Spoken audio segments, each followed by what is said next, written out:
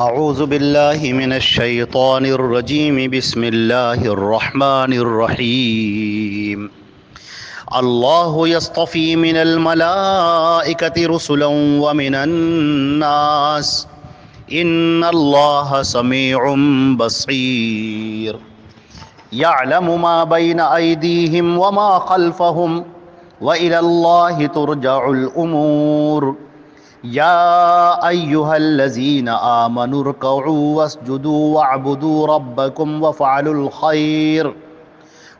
الخیر لعلکم تفلحون۔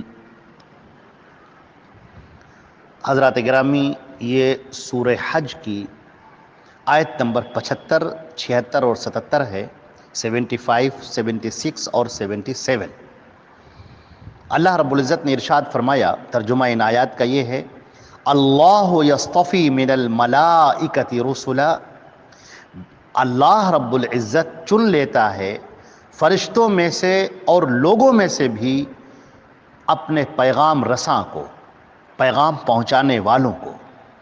بے شک اللہ سننے والا اور دیکھنے والا ہے، اور وہ جانتا ہے جو کچھ بھی سامنے ہے اور جو کچھ ان کے پیچھے ہے، اور اللہ ہی کی طرف تمام امور لوٹتے ہیں۔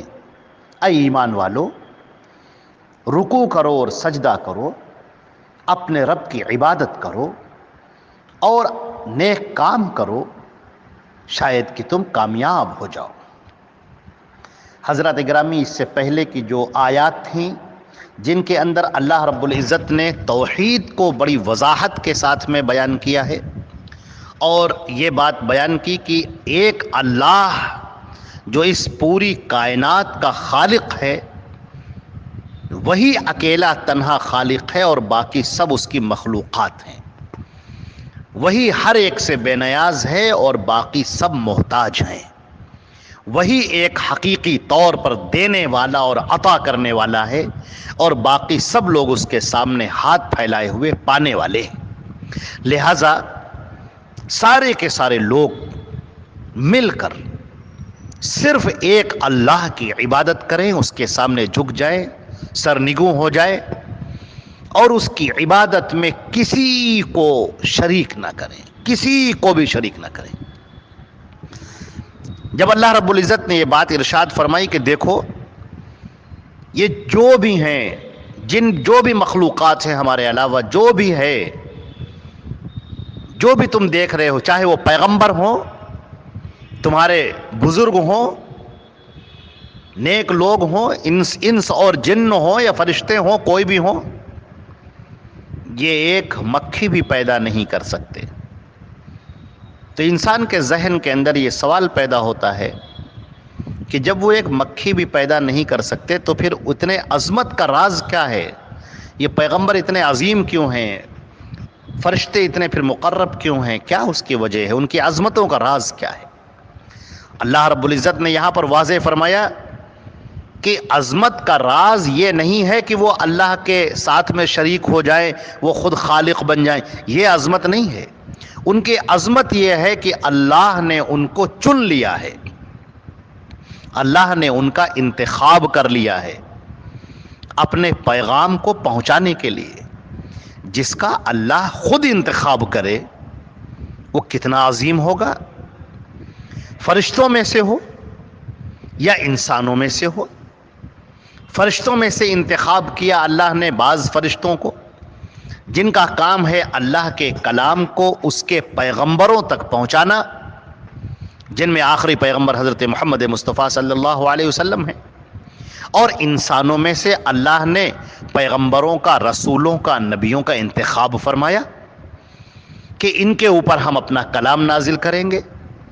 اب اللہ رب العزت نے جن کو اپنی رسالت کے لیے، اپنے پیغام پہنچانے کے لیے، اپنے کلام کو اس کے بندوں تک پہنچانے کے لیے جن کا انتخاب کیا ہوگا، ظاہر سی بات ہے کہ وہ کس قدر بلند ترین مرتبے پر فائز ہوں گے اور اللہ کے وہ کس قدر قریب ہوں گے۔ تو ان کی یہ عظمتوں کا راز ہے۔ آگے اللہ نے فرمایا، ان اللہ سمیع بصیر، بے شک اللہ خوب سننے والا ہے اور دیکھنے والا ہے۔ باقی جو مخلوقات ہیں ان کے اندر یہ صفات نہیں ہے۔ وہ نہیں، بس ان کا معاملہ یہ ہے کہ وہ صرف اسی کو دیکھتے ہیں جو ان کے سامنے ہے، لیکن ان کی طاقتوں سے بہت پرے ہے کہ وہ ماضی، مستقبل، حال، مخلوق کی تمام کیفیات، ان کی ضروریات ہر ایک سے واقف ہو جائے۔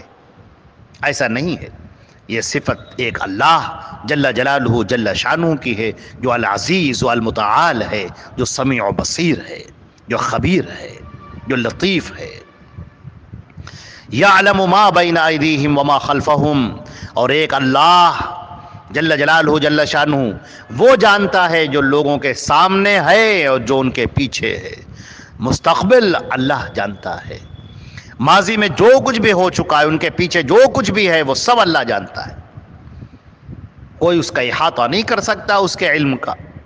لہذا وہ اللہ جو انتہائی طاقتور ہے، انتہائی قدرت والا ہے، ہر ایک سے واقف ہے، ہر ایک کی ضرورتوں کو پورا کرنے والا ہے، ہر ایک کی ضرورتوں سے باخبر ہے، اس پوری کائنات کا پیدا کرنے والا ہے، تمام انسانوں اور جناتوں کا اور کل مخلوقات کا خالق ہے، اور وہی مدبر ہے، وہی منتظم ہے، اور وہی ہر ایک کو عطا کرنے والا، دینے والا ہے۔ تو بس پھر اسی کی ایک ذات ہے جس کو پکارا جائے، جس کے لیے سجدے کیے جائیں، جس کے لیے رکوع کیا جائے، جس کے لیے حمد کے ترانے گنگنائے جائیں، جس کے لیے روزہ رکھا جائے، جس کے لیے قربانی پیش کی جائے، جس کے آگے ہاتھ پھیلائے جائیں، جس کو تڑپ کر بلک کر پکارا جائے، جس کے سامنے سجدے میں سر رکھ کر آنسو بہا کر دل سے اس کو پکارا جائے اور یاد کیا جائے، لیٹتے وقت، بیٹھتے وقت، اٹھتے وقت اسی کا نام لیا جائے، اسی سے فریاد کی جائے، اسی سے التجا کی جائے، اسی کے سامنے اپنے مشکلوں کو پیش کیا جائے، اور اسی کے سامنے اپنے تمام حاجات رکھی جائیں، وہی سب کچھ کرنے والا ہے۔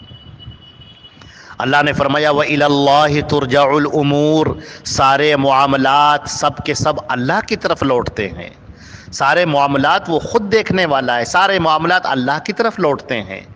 کب کیا ہونا ہے، کس وقت کس کے ساتھ کیا معاملہ کرنا ہے، زمین پر کب ہوائیں چلانی ہے، کب پانی برسانا ہے، کب غلہ اگانا ہے، کس کو کب کیا ضرورت ہے، ان سب کو پورا کرنے والا صرف ایک اللہ ہے۔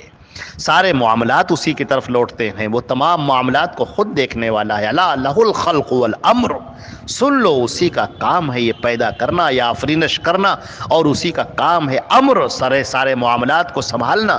الحی القیوم، اس کی ذات زندہ و جاوید ہے، اور القیوم پوری کائنات کے نظام کو وہ تنہا سنبھالے ہوئے ہے، وہی دیکھ رہا ہے، وہی مدبر ہے، وہی منتظم ہے، کوئی دوسرا اس میں شریک نہیں ہے۔ اللہ نے آگے فرمایا یا ایھا الذین آمنوا، اے ایمان والو، یہ ساری باتیں اوپر پیش کر دی گئی، اس پوری صورت کے اندر یہ بات پیش کر دی گئی، توحید کے دلائل پیش کر دیے گئے، انبیاء کرام کے واقعات پیش کر دیے گئے، کیسے نبیوں نے محنت کی ہے، دعوت کی ہے، وہ بھی پیش کر دیا گیا، اللہ رب العزت کیا چاہتا ہے اپنے بندوں سے وہ بھی پیش کر دیا گیا، شرک کی مذمت بیان کر دی گئی، ایک اللہ کی قدرت کا اظہار کر دیا گیا، اور اب جب کہ تمہاری آنکھیں کھل چکی ہیں اور جب کہ معاملہ روشن ہو چکا ہے، اب اللہ تعالیٰ فرماتا ہے یا ایھا الذین آمنو، اے وہ لوگوں جو ایمان لائے ہو، یا ایھا الذین آمنوا ارکعوا واسجدوا، اے ایمان والو رکوع کرو اور سجدہ کرو، وَاعْبُدُوا رَبَّكُمْ، اور اپنے رب کی عبادت کرو، وَافْعَلُوا الْخَيْرَ، اور نیک کام کرو، لَعَلَّكُمْ تُفْلِحُونَ، تاکہ تم فلاح پا جاؤ، تاکہ تم فلاح اور کامیابی سے ہمکنار ہو جاؤ۔ تو فرمایا گیا کہ اے ایمان والو رکوع کرو، سجدہ کرو۔ یہ رکوع اور سجدہ عبادتوں میں چونکہ بہت اہم ہے، اور جب بندہ نماز پڑھتا ہے تو نماز میں جب وہ رکوع میں اللہ کی تسبیحات بیان کرتا ہے اور سجدے میں جب گرتا ہے اور سبحان ربی الاعلیٰ کہتا ہے، تو یہ عبادت کا اعلیٰ مظہر ہوتا ہے۔ بندہ جب سجدہ کرتا ہے تو اپنے رب کے قریب ہو جاتا ہے۔ ایک حدیث میں آتا ہے کہ بندہ جب سجدہ کرتا ہے تو رحمان کے قدموں پر سجدہ کرتا ہے، وہ بندہ اللہ سے اس قدر قریب ہوتا ہے، اس قدر قریب ہوتا ہے کہ اس سے پہلے اس قدر قریب نہ ہوا۔ اسی لیے نماز کو مومن کے معراج کہا گیا ہے، اسی لیے نماز کو ایمان اور کفر کے بیچ کا فاصل کہا گیا ہے۔ لہٰذا اے وہ لوگوں جو ایمان لائے ہو، اب تم ایمان لے آئے، اب تم نے اللہ اور اس کے رسول کو تسلیم کر لیا، اب ان کی اطاعت اور فرما برداری کے لیے تیار ہو جاؤ۔ اب جو شریعت تمہارے لیے اتاری جا رہی ہے اس پر عمل کرنے کے لیے تیار ہو جاؤ، اور اس کا سب سے بڑا مظہر کیا ہوگا کہ تم نماز پڑھو. اور بھی ساری عبادتیں ہیں، جو بھی عبادتیں ہیں، جو بھی طریقہ عبادت ہیں، ان عبادتوں کو کرو. اللہ کے لیے نماز پڑھنا، روزہ رکھنا، قربانی کرنا، سارے کام، ساری عبادتیں جو اللہ کے نبی نے تمہیں سکھائی ہیں اس طریقے پر کرو. حسن عمل کے لیے ضروری ہے کہ اخلاص پایا جائے، صرف اللہ کے لیے کیا جائے اور دوسرے نبی کے بتائے ہوئے طریقے پر کیا جائے، اپنی مرضی سے طریقے ایجاد نہ کیے جائے. فرمایا وفعل الخیر، اور ہر نیک کام کرو.